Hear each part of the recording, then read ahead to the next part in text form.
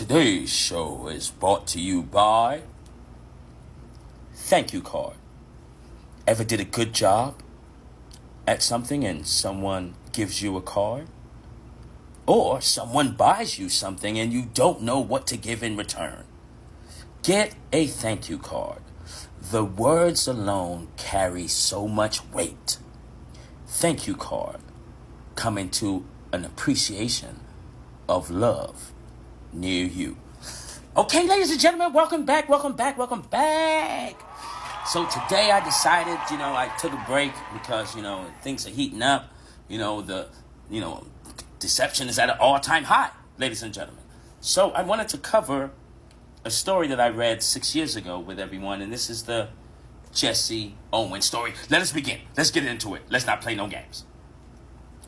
Okay, so here's the picture of Germany, Berlin in 1936, and here it is in 2024.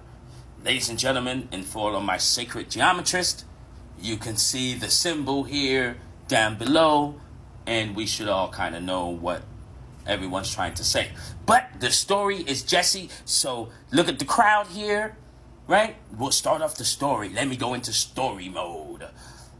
The year is 1936 in Berlin, Germany. Stakes are high.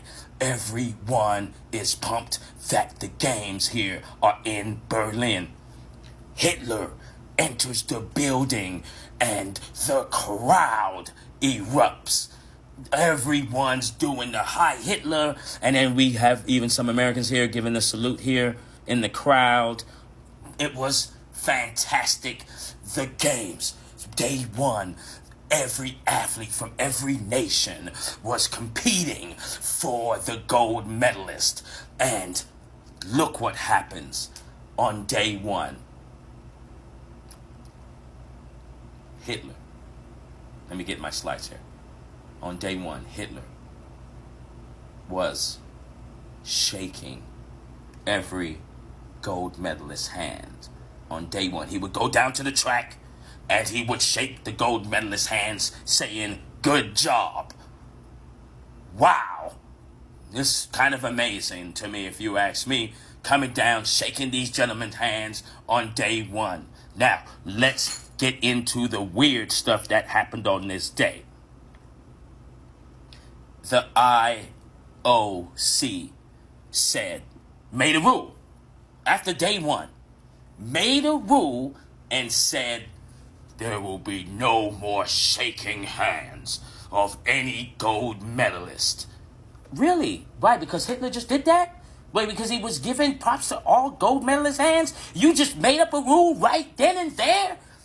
Yes, there will be no shaking hands of any gold medalist.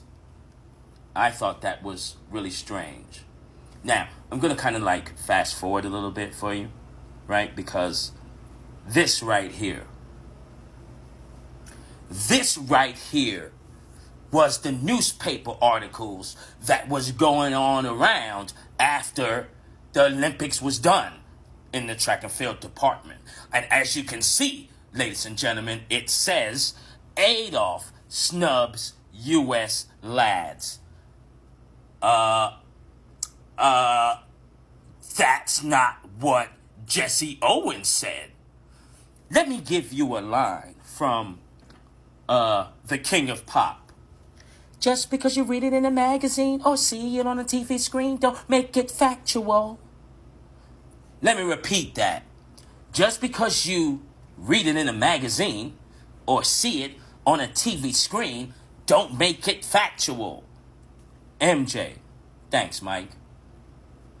This is what Jesse Owens said out of his mouth, though.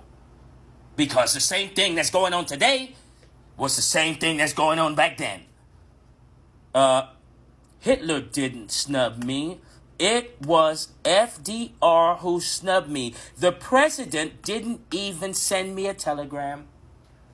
That's what Jesse Owens said. But the real reason, guys, that I was reading this, and this is where my emotions got kicked in. because Jesse wins 4. 1 is missing. I guess the IOC said, no, you can't have 4. Whatever.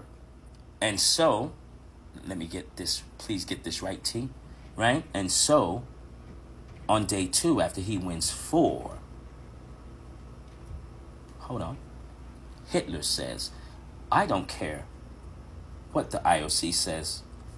Tell Jesse to go down into the basement so I can shake his hand. I thought that was just like, yo, for real? But here's where it gets all kind of like emotional for me, and my emotions got kind of out of whack. This friendship here, it says the everlasting friendship of Lutz Long. And we have this picture here that they are breaking down the long jump steps, and because they're competing against each other. I guess they're friends, right? They're competing. And this picture speaks so much volume, ladies and gentlemen. Let me give you an idea of how I think is that this guy here, he's representing Germany, the people of Germany here, not the Nazi regime. They're representing the people. And having this friendship lets me know, maybe because maybe Germany didn't have a hang up with Caucasians and brothers. Why? Maybe it was the black nobility that is in Germany's history here. Very strange, but that a lot of people don't know the black nobility that ran through Europe. And as you can see by this prince here, what is his name? Doesn't even matter. But there's history of black German kings. But let's move on, because after the Olympics, the war begins. Okay, Lutz Long registers and signs up, into the war, and writes Jesse a letter. And the letter says, Jesse, I'm going into this battle, and I don't know if I'm going to return. And if I don't return, Jesse, could you do me one favor? Could you tell my son all about me? What I like, what I don't like, the man I become, my determination, and why I did the things I did.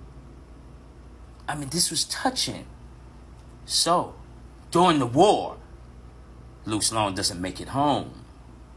And Jesse obliges to his wishes and goes to Germany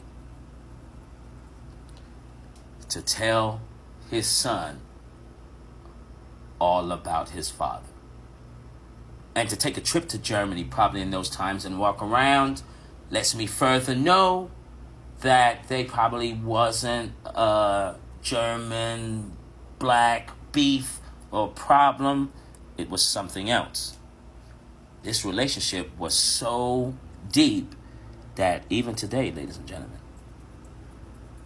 this is why it was so touching to me. The son of Lutz Long here in the middle, and Jesse Owens' daughter still remains functional, and the love is there. And to conclude, I just want to give Jesse Owens respect, love, and thank you for trying to break the color lines.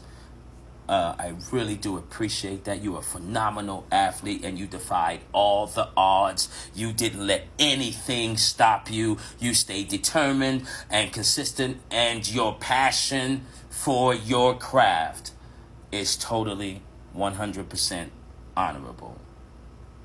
That's the story that I read about Jesse Owens. Thank you for listening to my breakdown of this.